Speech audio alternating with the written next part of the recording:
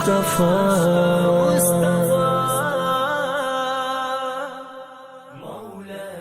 صل وسلم دائما أبدا على حبيبك خير الخلق كلهم. آپ صلی اللہ علیہ وسلم کی ولادت کب، کیسے اور کس جگہ پر ہوئی یہ بھی ہم نے پڑھا. آپ صلی اللہ علیہ وسلم نے کب، کس وقت، کتنی عورتوں کا کتنی مدت تک دودھ پیا یہ بھی ہم نے پڑھا. آپ صلی اللہ علیہ وسلم نے کب اور کتنا عرصہ کس کس فرد کے پاس پرورش حاصل کی ہمارے اس کورس کے اندر یہ بھی گزرا. آپ صلی اللہ علیہ وسلم کا اللہ تعالیٰ نے شق صدر کیا. بچپن میں کتنی بار شق صدر ہوا. آپ صلی اللہ علیہ وسلم کا نوجوانی میں شق صدر کب ہوا اور آپ صلی اللہ علیہ وسلم کا کل کتنی مرتبہ شق صدر ہوا. آپ صلی اللہ علیہ وسلم کا پہلا نکاح کب ہوا اور آپ صلی اللہ علیہ وسلم کو اللہ تعالیٰ نے جو نبوت عطا فرمائی وہ کب، کس طرح عطا فرمائی، کس مقام پر عطا فرمائی. اور آپ صلی اللہ علیہ وسلم کے زمانہ میں اور آپ کے آنے سے قبل بیت اللہ کی تعمیر کس کس نے کی اور کس بنیاد پر کی گئی، اس کی وجہ اور اس کا سبب کیا بنا یہ بھی ہمارے اس کورس کے اندر گزرا. کہ آپ صلی اللہ علیہ وسلم کو جب اللہ تعالی نبوت عطا فرماتے ہیں اسی نبوت کے بعد آپ صلی اللہ علیہ وسلم کی دعوت کے کل 3 ادوار ہیں. پہلا، آپ صلی اللہ علیہ وسلم نے 3 سال خاموش دعوت دی، خاموش محنت کے ساتھ لوگوں کو اللہ اور اپنی رسالت کی طرف بلایا. 3 سال کے بعد آپ صلی اللہ علیہ وسلم نے 10 سال مکے کے اندر علل اعلان توحید کا پیغام پہنچایا. اس کے بعد آپ صلی اللہ علیہ وسلم کی دعوت کا سلسلہ مدینہ اور دیگر قبائل کی طرف بڑھتا ہے اور آپ صلی اللہ علیہ وسلم کی دعوت کے نتیجے میں ملنے والا آپ صلی اللہ علیہ وسلم کو پھل، ایک تو آپ کو اللہ تعالیٰ نے اس دعوت کے بدلے میں نعمت عطا فرمائی کہ جب آپ صلی اللہ علیہ وسلم لوگوں کو دعوت دیتے تو وہ اسلام قبول کرتے اور صحابہ کرام بن جاتے. اور چند لوگ جنہوں نے آپ صلی اللہ علیہ وسلم کی دعوت کو ٹھکرایا اور آپ کی نبوت اور توحید کا انکار کیا، انہوں نے آپ صلی اللہ علیہ وسلم کو تکالیف پہنچائی، آپ کے مقابلے میں آئے. آپ کی دعوت والی محنت کے بدلے 2 ہی چیزیں آپ کو ملیں. نمبر 1 کہ مسلمان آئے، اسلام قبول کیا، اللہ نے نعمت عطا فرمائی. نمبر 2 کہ کفار آپ کے دشمن بن گئے، انہوں نے آپ کی دعوت کے بدلے آپ کو تکالیف دیں. یہ اللہ کی طرف سے آپ پر آزمائش تھی. میرے اللہ نے اس چیز کا قرآن کریم کے اندر اظہار فرمایا، وَكَذَلِكَ جَعَلْنَا لِكُلِّ نَبِيٍّ عَدُوًّا شَيَاطِينَ الْإِنسِ وَالْجِنِّ کہ ہم نے ہر نبی اور پیغمبر کے مقابلے میں اس کے چاہنے والے بھی پیدا کیے اور اس کے دشمن بھی پیدا کیے. یہ میرے اللہ کا ہر نبی کے بارے میں ایک فیصلہ ہے. کیوں؟ میرا اللہ جس کے ساتھ جتنی محبت فرماتا ہے پہلے نمبر پہ اس سے میرا اللہ اپنے دین کا اتنا زیادہ کام لیتا ہے. دوسری چیز، جب بندہ اللہ کے دین کا کام کرتا ہے تو جتنا اللہ کا بندہ مقرب بنتا ہے اتنی زیادہ اللہ کی طرف سے آزمائشیں آتی ہیں. ہمارے اکابرین کا طرز بھی یہی تھا. وہ جس کو بھی اسلام کی دعوت دیتے اس کو ساتھ یہ بھی کہہ دیتے کہ بھائی ہمارے ساتھ جو چلے وہ سر اٹھا کے چلے اور اپنا دل اور بڑا رکھ کر آئے کہ یہ پھولوں کی سیج نہیں ہے. یہ میرے اللہ کا ایک فیصلہ ہے کیونکہ میرے اللہ نے ہر انسان کو آزمانا ہے اور دنیا آزمائش کی جگہ ہے. آپ صلی اللہ علیہ وسلم کی نبوت کے ساتھ ساتھ، آپ کی دعوت کے ساتھ ساتھ آپ کی کل حیات مبارکہ کا بھی یہ نقشہ آپ حضرات کے سامنے موجود ہے کہ نبوت سے قبل آپ صلی اللہ علیہ وسلم کی 40 سالہ حیات مبارکہ ہے. نبوت کے بعد آپ صلی اللہ علیہ وسلم 13 سال مکہ کے اندر زندگی گزارتے ہیں.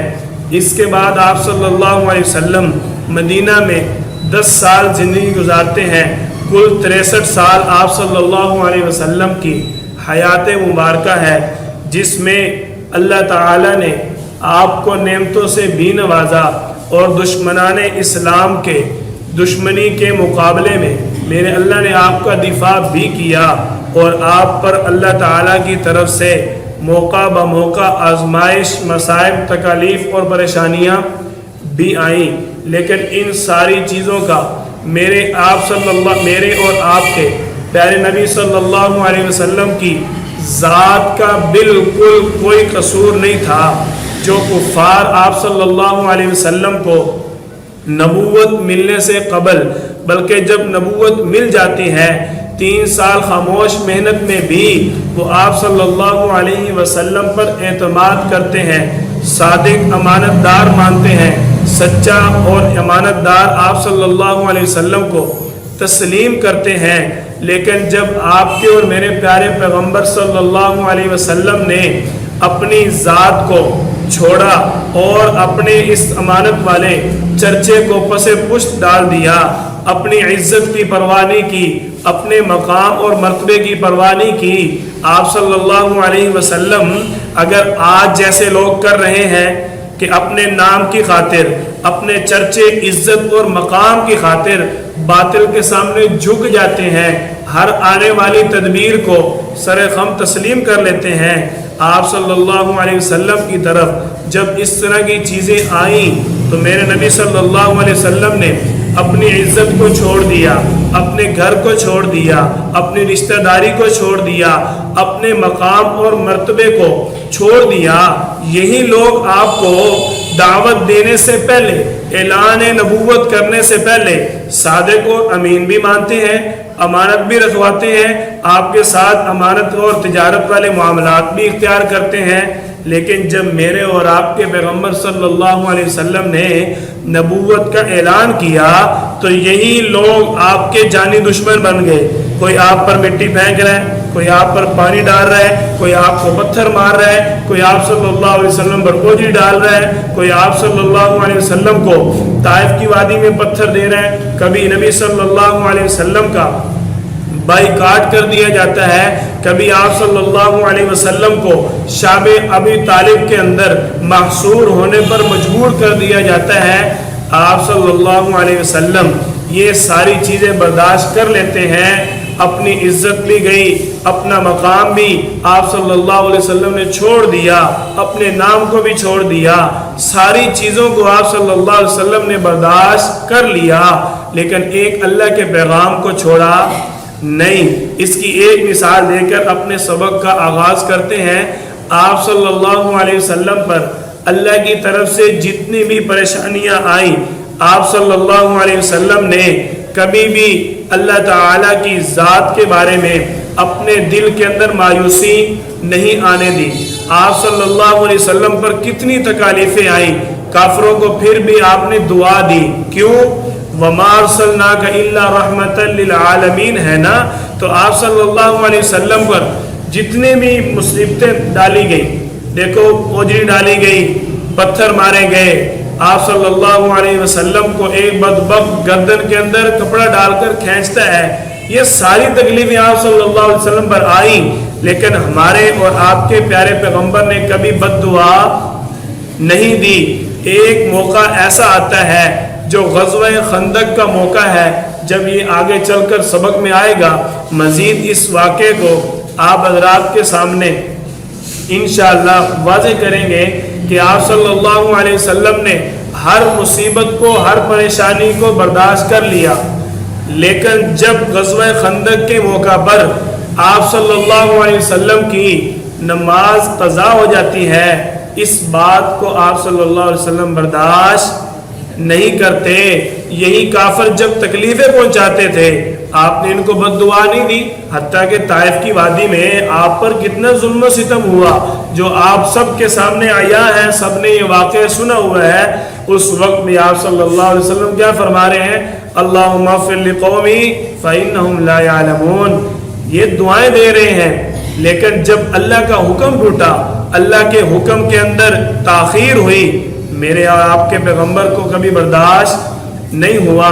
ہمارے لیے اس سیرت کورس کے اندر اصل سبق یہی ہے کہ ہم آپ صلی اللہ علیہ وسلم کی سیرت کو اگر پڑھیں اور سنیں، اس کے اندر ہمارا مقصد یہی ہونا چاہیے کہ اللہ کا پیغام، اللہ کی توحید اور اسلام مقدم ہو، ہماری ذات، ہمارا کام، ہمارا گھر بار سب کچھ مؤخر ہونا چاہیے۔ کہ آپ صلی اللہ علیہ وسلم کے مدینہ میں پہنچنے سے پہلے ہی مدینہ کے اندر اسلام کی ہوائیں پھیل چکی تھیں۔ آپ صلی اللہ علیہ وسلم کے جانے سے پہلے مدینہ کا نام یثرب تھا۔ جب نبی صلی اللہ علیہ وسلم وہاں پر رہائش پذیر ہوئے اور آپ صلی اللہ علیہ وسلم کے اس جگہ میں رہنے کی وجہ سے اللہ نے اس جگہ کو بھی ایک مقام، مرتبہ اور شان عطا فرمائی کہ آپ صلی اللہ علیہ وسلم جب اس شہر کے اندر تشریف لے جاتے ہیں تو وہاں پر اللہ تعالیٰ نے اس شہر کو یہ مقام عطا کر دیا کہ اب اس کا نام یثرب نہیں ہے۔ یثرب کا معنی ہے بیماریوں کی جگہ، بیماریوں کا شہر۔ اور جب آپ صلی اللہ علیہ وسلم وہاں پر تشریف لے گئے تو آج ہم سب کا یہ ایمان ہے کہ ہمیں وہاں جا کر شفا مل جاتی ہے۔ ایک جگہ جہاں لوگ جا کر بیمار ہوا کرتے تھے، وہیں سے آپ صلی اللہ علیہ وسلم کے قدم مبارک لگنے کی وجہ سے اللہ تعالیٰ نے شفا کی ہوائیں چلا دی، اور آپ کے وہاں پہنچنے کے بعد اس شہر کا نام مدینۃ النبی صلی اللہ علیہ وسلم مشہور ہو جاتا ہے۔ آپ صلی اللہ علیہ وسلم کے جانے سے قبل وہاں پر قبیلہ اوس اور قبیلہ خزرج کے لوگ زیادہ تر آباد تھے، جن کا مذہب جو تھا وہ یہودیت تھا۔ یہ لوگ بت پرست تھے۔ آپ صلی اللہ علیہ وسلم کے جانے سے قبل ہی صحابہ کرام نے وہاں پر آپ صلی اللہ علیہ وسلم کا اور اللہ کی توحید کا پیغام پہنچانا شروع کر دیا۔ ان قبائل والوں کی پوزیشن یہ تھی کہ وہ ہر وقت آپس میں یہ دونوں قبیلے، قبیلہ اوس، قبیلہ خزرج، ان کی لڑائی ختم نہیں ہوتی تھی، ہر وقت ان کی آپس میں جنگ چلتی رہتی تھی۔ ان کا قتل و قتال اور جنگ اس حد تک بڑھ چکی تھی کہ یہ کئی سال جنگ کرنے کے بعد انتہائی کھوکھلے اور کمزور ہو چکے۔ اب جب ان کے پاس آپ صلی اللہ علیہ وسلم کا اسلام والا پیغام پہنچا، جب ان کی رسول رحمت صلی اللہ علیہ وسلم نے مقدس تعلیم و تربیت کی، تو یہ اس تعلیم و تربیت کی بدولت اوس اور خزرج والے تمام کے تمام پرانے اختلافات سب کے سب بھول گئے اور اب آپس کے اندر پیار اور محبت کے ساتھ رہنے لگے۔ چونکہ ان لوگوں نے اسلام کی مدد کی اور اسلام پر اپنا تن من دھن لٹایا۔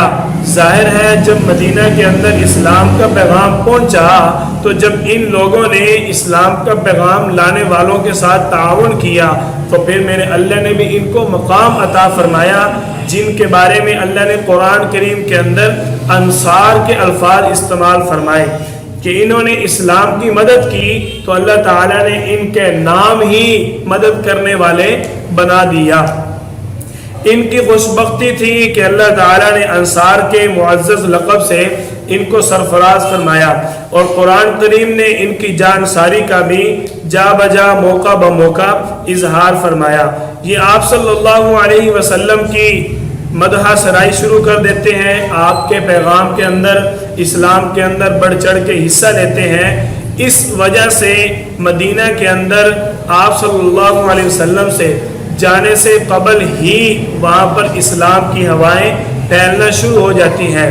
یہ 11 نبوی ہے یا 12 نبوی ہے، آپ صلی اللہ علیہ وسلم کی حیات مبارکہ 52 سال ہے کہ حضور صلی اللہ علیہ وسلم کے معمول کے مطابق جب حج کا موسم آتا ہے تو آپ صلی اللہ علیہ وسلم حج کے لیے تشریف لاتے ہیں اور وہاں پر جو دیگر قبائل والے حج کے لیے آتے ہیں آپ اور آپ کے ماننے اور چاہنے والے لوگوں کو اسلام کی دعوت دیتے ہیں۔ آپ صلی اللہ علیہ وسلم مینا کے میدان کے اندر تشریف لے جاتے ہیں اور قرآن کریم کی آیات سنا کر لوگوں کو اسلام کی دعوت دیتے ہیں، اور آپ صلی اللہ علیہ وسلم کی اس دعوت کے بدلے میں اللہ نے آپ کو جو نعمت عطا فرمائی وہ یہ تھا کہ یہودی جو آپ صلی اللہ علیہ وسلم کے بارے میں اپنی تورات کے اندر پڑھ چکے تھے کہ ان کے اندر ایک نبی آئے گا جو نبی آخر الزمان ہوگا، اس لیے وہ آپ صلی اللہ علیہ وسلم کی بات کو بہت جلد تسلیم کر چکے، اور انہوں نے آپ صلی اللہ علیہ وسلم کے ہاتھ پر بیعت کی، جن میں بیعت کرنے والے جو بڑے افراد تھے حضرت عقبہ بن عامر، حضرت امامہ جن کا اصل حضرت ابو امامہ جن کا اصل نام اسعد بن زرارہ رضی اللہ تعالیٰ عنہ ہے، حضرت عوف بن حارث، حضرت رافع بن مالک، حضرت قطبہ بن عامر، حضرت جابر بن عبداللہ بن ریاب رضی اللہ تعالیٰ عنہم، یہ تمام صحابہ کرام آپ صلی اللہ علیہ وسلم کے حج کے موقع پر جب مینا میں آپ نے ان کو اسلام کی دعوت دی تو یہ آپ کے ہاتھ پر بیعت کرتے ہیں، جس بیعت کو بیعت عقبہ کے نام سے یاد کیا جاتا ہے۔ بیعت عقبہ اولا، بیعت عقبہ اولا اور بیعت عقبہ اولا دونوں الفاظ اس کے بارے میں کہے جا سکتے ہیں۔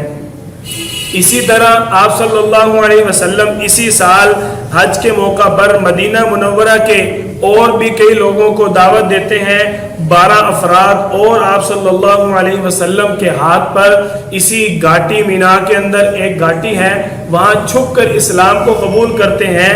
یہ چھپ کر اسلام کو اس لیے قبول کر رہے ہیں کیونکہ یہ وہاں اسلام قبول کرنے نہیں آئے تھے، وہاں تو اپنے کام کے لیے آئے تھے، اور آپ صلی اللہ علیہ وسلم کی باتیں سن کر ان کے دل نرم ہو گئے، انہوں نے آپ کی بات کو قبول کیا اور اسلام لے آئے۔ اسی 12 نبوی کو ابھی ادھر آپ صلی اللہ علیہ وسلم حج کے موقع پر دعوت کا سلسلہ جاری ہے، اور ادھر مدینہ کے اندر آپ کے جانثار جو صحابہ کرام اسلام لا چکے، جو انصار بھی ہیں اور جو لوگ آپ صلی اللہ علیہ وسلم کی اجازت سے ہجرت کر کے مدینہ بھی چند افراد چلے گئے، 12 نبوی کو مدینہ کے اندر حضرت اسعد بن زرارہ رضی اللہ تعالیٰ عنہ نے جمعہ کی نماز کا اہتمام کیا۔ صحابہ کرام کے اس اجتہاد کی میرے اللہ نے بعد میں تائید فرمائی، آپ صلی اللہ علیہ وسلم پر جبریل علیہ السلام کے ساتھ جبریل علیہ السلام کے ذریعے وہی بھیج کر کہ یا ایھا الذین آمنوا اذا نودی للصلاۃ من یوم الجمعہ فاسعوا الی ذکر اللہ وذروا البیع، اے ایمان والو جب تمہیں نماز جمعہ کے لیے پکارا جائے تو تم دوڑتے ہوئے آؤ، اپنے ساری تجارت چھوڑ دو۔ یہ آپ صلی اللہ علیہ وسلم کے صحابہ کرام کے اجتہاد کی میرے اللہ نے تائید فرمائی۔ اگلے ہی مرحلے آپ صلی اللہ علیہ وسلم نے حضرت مصعب بن عمیر رضی اللہ تعالیٰ عنہ کے ذریعے اپنے اس پیارے صحابی کو پیغام بھی بھیج دیا کہ اللہ کی طرف سے یہ وحی نازل ہوئی، حالانکہ اس سے قبل وہاں پر جمعے کے آغاز ہو چکا تھا۔ 12 نبوی کو نماز جمعہ کا پہلی مرتبہ اہتمام کیا گیا۔ یہ آپ نے یاد رکھنا ہے کہ نہ ہو کہ آخر میں سوال ہو اور سوال کے بدلے آپ پھر مجھ سے سوال کریں، یہ نہ ہو کہ آپ کا انعام جو ہے وہ مس ہو جائے۔ امیر صاحب ہمارے اس کورس کے اندر آخر میں سوال جواب ہوتے ہیں نا سیرت کے حوالے سے، تو اگر آپ آن لائن بھی کر لیں گے تو کام چلتا رہے گا آپ کا بھی، ٹھیک ہے؟ آپ نے یہ نہیں سوچنا کہ ہم تو یہاں سے کل کو چلا جائے گی تو یہ کام خراب ہو جائے گا، یہ بالکل خراب نہیں ہوگا۔ یہ جو ویڈیو بن رہی ہے یہ سارا واٹس ایپ پہ اور آن لائن میں ہمارا سلسلہ چلتا ہے، آپ بس اس کے اندر خصوصی دعا فرمائیں۔ آپ صلی اللہ علیہ وسلم نے حضرت مصعب بن عمیر رضی اللہ تعالیٰ عنہ کے ہاتھ پیغام بھیج دیا جمعے کی نماز کے لیے۔ وہ مدینہ میں حضرت اسعد بن زرارہ رضی اللہ تعالیٰ عنہ کے مکان پر ٹھہرتے ہیں۔ ان کو بھیجنے کا سبب یہ بنا کہ جب آپ صلی اللہ علیہ وسلم نے وہاں حج کے موقع پر دعوت دی نا، لوگ مسلمان ہوئے، تو جو لوگ مسلمان ہوئے انہوں نے آپ کے سامنے درخواست کی کہ یا رسول اللہ ہمیں کوئی معلم بھی دے دیجئے جو ایسا ہو کہ ہمیں تعلیم دے، ہمیں مسائل بتائے، ہمیں اسلامی رہنمائی کرتا رہے۔ تو آپ صلی اللہ علیہ وسلم نے حضرت مصعب بن عمیر رضی اللہ تعالیٰ عنہ کی تشکیل فرمائی، جیسے آپ حضرات ہماری تشکیل کرنے کے لیے تشریف لائے ہیں۔ اللہ تعالیٰ ہم سب کو قبول فرمائے۔ یہ میرے نبی صلی اللہ علیہ وسلم کی سنت ہے، ٹھیک ہے، آپ کی برکت سے آپ کے مزاج والا ہی سبق چل رہا ہے۔ اچھا جی، آپ صلی اللہ علیہ وسلم قبیلہ اوس کے سردار حضرت سعد بن معاذ رضی اللہ تعالیٰ عنہ آپ صلی اللہ علیہ وسلم کے جانثار صحابی ہیں اور با اثر شخصیت ہیں۔ حضرت مصعب بن عمیر رضی اللہ تعالیٰ نے جب ان کو اسلام کی دعوت دی، انہوں نے اسلام سے پہلے تو اعراض کیا، اور جب حضرت مصعب بن عمیر رضی اللہ عنہ نے ان کے سامنے قرآن کریم کی تلاوت کی، ان کا دل نرم ہو گیا اور اسلام کو قبول کر لیتے ہیں۔ یہ صحابہ کرام کے اندر اس وقت حضرت حمزہ رضی اللہ تعالیٰ عنہ اور حضرت علی رضی اللہ تعالیٰ عنہ، حضرت عمر بن خطاب رضی اللہ تعالیٰ عنہ میں سے بہادر شخصیت ہیں جن کا نام سعد بن معاذ رضی اللہ تعالیٰ عنہ ہے۔ یہ بھی قرآن کی تلاوت سن کر اسلام کو قبول کر لیتے ہیں۔ اب آپ صلی اللہ علیہ وسلم اگلے سال پھر 13 نبوی کو حج کے موقع پر مدینہ سے حج کے لیے تشریف لاتے ہیں مکہ میں۔ اب آپ صلی اللہ علیہ وسلم نے پھر وہاں دعوت دی۔ اب 72 افراد آپ کی اس دعوت پر اسلام کو قبول کرتے ہیں۔ پچھلی مرتبہ جب آپ نے 12 نبوی کو یعنی 52 سال کی عمر میں جب دعوت دی تو اس وقت 12 افراد اسلام کو قبول کرتے ہیں۔ اب جب آپ صلی اللہ علیہ وسلم نے دعوت دی تو 72 افراد نے اسلام کو قبول کیا، جس بیعت کو بیعت عقبہ ثانیہ کہا جاتا ہے۔ حضرت عباس رضی اللہ تعالیٰ عنہ 13 نبوی تک آپ صلی اللہ علیہ وسلم پر اسلام نہیں لائے، لیکن آپ کی طرفداری کرتے ہیں، آپ کی حمایت کرتے ہیں۔ دیکھو، حمایت ابو طالب نے بھی کی اور حضرت عباس رضی اللہ عنہ نے بھی کی، دونوں کی حمایت ایک جیسی تھی، لیکن حمایت کا فیصلہ، حمایت کا فائدہ اور حمایت کا جو اصل مقصد جس کو حاصل ہوا وہ اس فرد کو حاصل ہوا جس نے اسلام کو قبول کیا۔ ابو طالب نے آپ صلی اللہ علیہ وسلم کی حمایت کی، ساتھ دیا، دفاع کیا، اور اسی طرح حضرت عباس رضی اللہ عنہ نے بھی آپ صلی اللہ علیہ وسلم کا ساتھ بھی دیا، حفاظت بھی کی، دفاع بھی کیا۔ حضرت عباس رضی اللہ عنہ اسی موقع پر کیا فرما رہے ہیں، ابھی ہو کہ یہ کون ہے، اس کے اوپر اس کے چاہنے والے، اس کے ماننے والے جان لٹانے تک تیار ہیں۔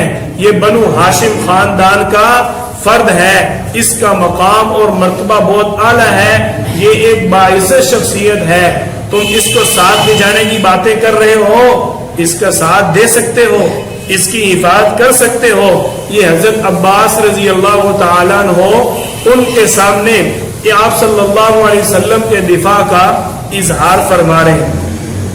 جب حضرت عباس رضی اللہ تعالیٰ عنہ نے ان کے سامنے یہ جملے ارشاد فرمائے تو ان میں آپ صلی اللہ علیہ وسلم کی محبت میں جھومتے ہوئے آپ کے صحابی حضرت برا بن عازب رضی اللہ تعالیٰ عنہ جوش میں آتے ہیں اور آ کر کہتے ہیں، ہم لوگ تلواروں کے سائے میں پلے ہیں، ہم نے تلواروں کی گود میں پرورش حاصل کی ہے، ہمیں پتہ ہے کس طرح حفاظت کرنی ہوتی ہے، ہمیں اللہ تعالیٰ نے وہ قوت عطا فرمائی ہے کہ ہم آپ صلی اللہ علیہ وسلم کی حفاظت کر سکتے ہیں۔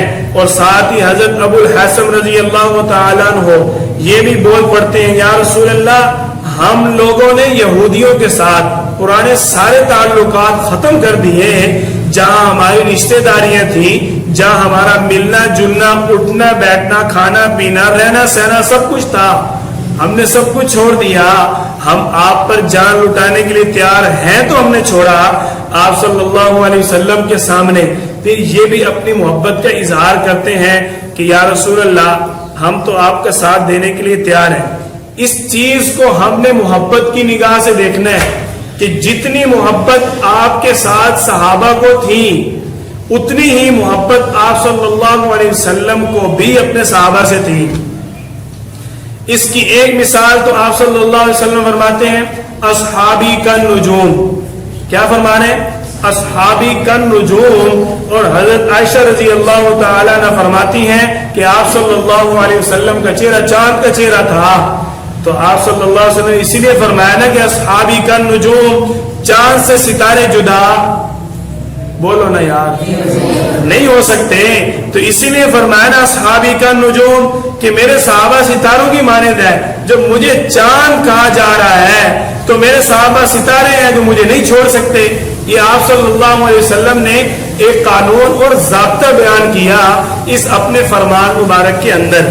آپ صلی اللہ علیہ وسلم سے صحابہ کرام اب گزارش کر رہے ہیں یا رسول اللہ ہم تو آپ کو کبھی نہیں چھوڑیں گے، ہم تو آپ کی ہر طرح حفاظت کریں گے، ہم آپ پر تن من دھن لٹا دیں گے. اور صحابہ نے لٹایا، اس کے اندر کوئی شک نہیں ہے.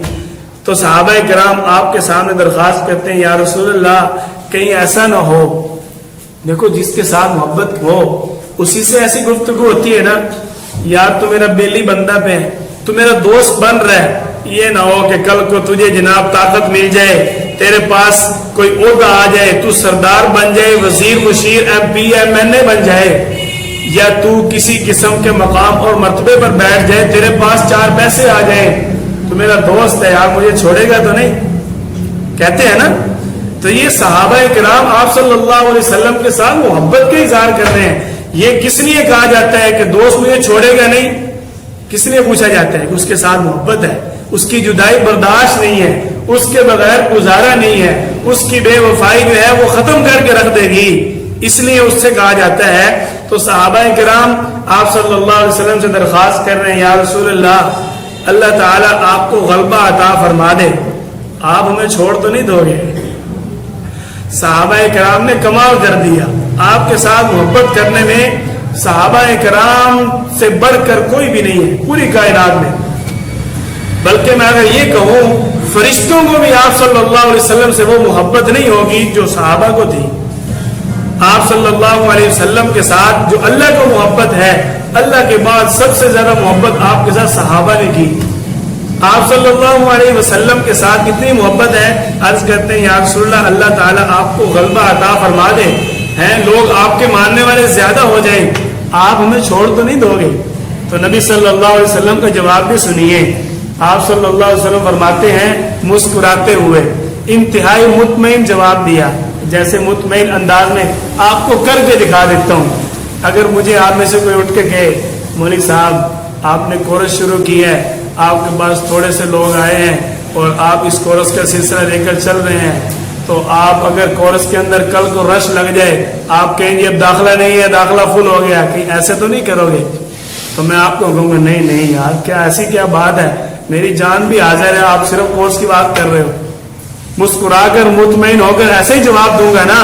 تو آپ صلی اللہ علیہ وسلم کا انداز بھی یہی تھا کہ مطمئن انداز میں مسکرا کر آپ صلی اللہ علیہ وسلم نے فرمایا او میرے صحابہ تمہارا خون میرا خون ہے، تمہاری جان میری جان ہے، تمہارا ایمان میرا ایمان ہے، تمہارا مرنا میرا مرنا ہے، تمہارا جینا میرا جینا ہے، تمہارے ساتھ میری پوری زندگی ہے، میں تمہارے ساتھ رہوں گا، تمہارا دشمن جو ہوگا وہ میرا دشمن ہوگا.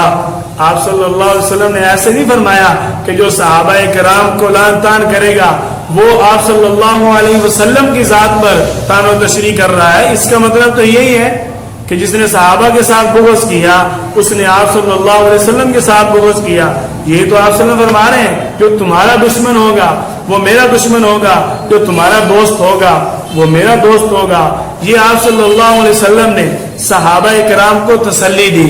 جب یہ انصار کے لوگ بیعت کر رہے تھے، حضرت اسعد بن زرارہ رضی اللہ تعالیٰ عنہ آپ صلی اللہ علیہ وسلم کے سامنے اس جماعت کے سامنے یہ الفاظ ارشاد فرماتے ہیں او لوگوں تمہیں پتہ بھی ہے اتنے جذبات دکھا رہے ہو، بھاگ کر بیعت کر رہے ہو، پتہ بھی ہے یہ معاملہ کیا ہے؟